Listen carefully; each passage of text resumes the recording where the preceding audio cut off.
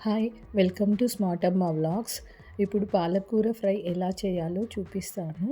ముందుగా ఒక చిన్న కడాయిలో శనగపప్పు 1 స్పూను, ధనియాలు 1 స్పూను, జీలకర్ర 1 స్పూను ఇలా దోరగా వేపాలి.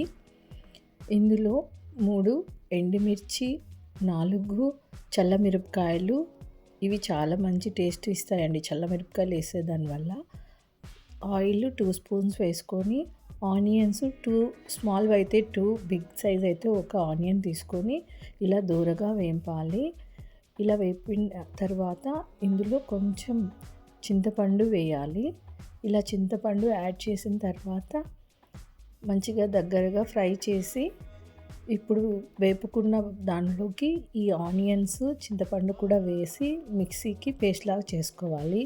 అంతలోపు కడాయిలో ఆయిల్ వేసి 2 స్పూన్స్ ఆయిల్ వేసి, ఆవాలు, జీలకర్ర, ఎండుమిర్చి 1 వేసి, ఈ కర్రీ అన్నంలోకి చాలా బాగుంటుంది. పాలకూరని 2 టైమ్స్ కడిగి సన్నగా కట్ చేసి ఇలా యాడ్ చేయాలి.